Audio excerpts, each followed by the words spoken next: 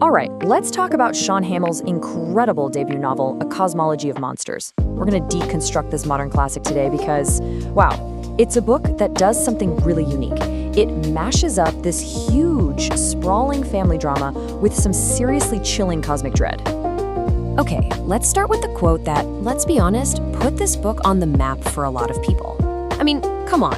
When the master of horror, Stephen King himself, says something like that about your book, you know you're in for something special. That's not just praise, that's a massive stamp of approval. And that quote, it just perfectly tees up the big question, the central puzzle of this whole novel, right? How on earth do you take a sprawling, emotional, John Irving-style family saga and smash it together with genuine, terrifying horror? So here's the basic setup. You've got this family in Texas, and their family business is a haunted house attraction. But layered on top of that is this epic, generational story of grief and mental illness and just loss. And then, yeah, there's a literal monster who befriends the youngest son. The whole story keeps you guessing.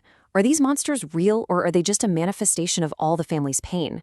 This is not your typical monster in the closet story. Here, the monsters feel like they're woven into the family's DNA. Okay, so before we even get to the spooky stuff, the cosmic horror, the glowing orange eyes, we've got to talk about the foundation of this whole thing. And that is the Turner family. Because none of the horror works, none of it matters if you don't care about these people first. And this is what's so brilliant about the book. Look at how each family member's personality maps directly to how they deal with the supernatural. The dad, Harry, he's this huge Lovecraft fan. So what does he do? He sees monsters and builds a shrine to them. The mom, Margaret, is the practical one. She sees glimpses of terror, but just, nope, refuses to believe it. She's all about survival.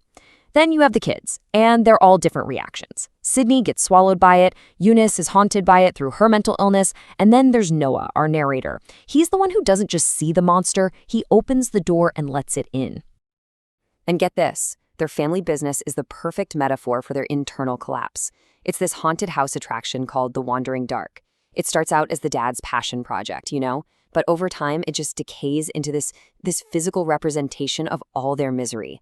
It's literally a place where they package up their own pain and sell it to the public every Halloween. Okay, so we've got the family drama as our base. Now, let's talk about the first big flavor profile the author adds to the mix. A huge dose of that classic Lovecraftian dread. So for anyone who's not a huge horror nerd, here's a quick refresher on Lovecraft. His whole thing isn't about jump scares. It's not about a guy with a knife. It's about a much deeper, more philosophical terror. It's that gut punch realization that humanity is just a meaningless accident in a cold, uncaring universe. And this is where Hamill does something so clever. On one hand, you have Lovecraft, right? His whole vibe is that the universe is vast and couldn't care less about you. But then look at what Hamill does. He takes that cosmic scale and shrinks it down, makes it intensely personal. The unknowable horror isn't some distant entity in the stars. It's a furry beast with glowing orange eyes standing on a little boy's doorstep, saying, "I'm your friend." It's an amazing twist. But the cosmic dread is only one piece of the puzzle. That alone can feel kind of distant. So Hamill stirs in another key ingredient, that intimate, psychological terror that was pretty much perfected by, you guessed it, the guy from the first slide, Stephen King. Yeah, and critics were all over this comparison. You can totally see the DNA of stories like Stranger Things, Stand By Me, and of course, King's It. It's that classic formula, a coming-of-age story where the monsters from beyond are tangled up with the all-too-real horrors of growing up. And that's really the secret sauce of the book.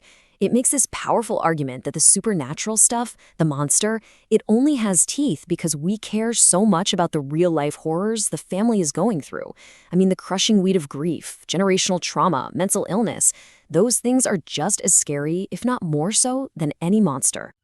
So you mix all this together, the John Irving family drama, the Lovecraftian cosmic dread, the Stephen King psychological terror. What do you get?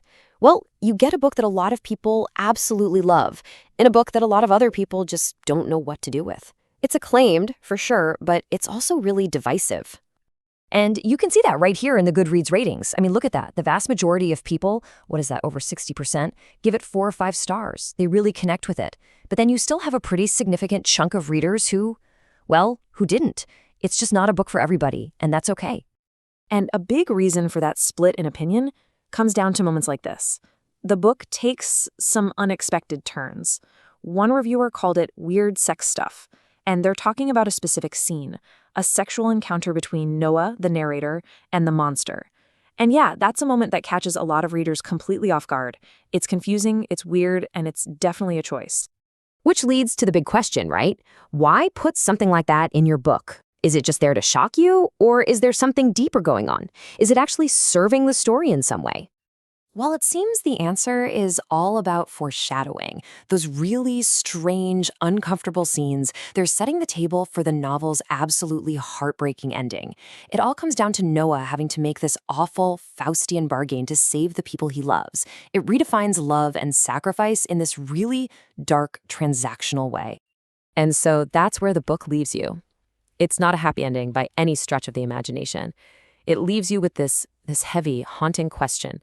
In a universe that's totally indifferent to you, where darkness is basically a fundamental force that you can't escape, what makes any sacrifice, any choice, meaningful at all? It's a tough question, and one that'll stick with you long after you finish the book.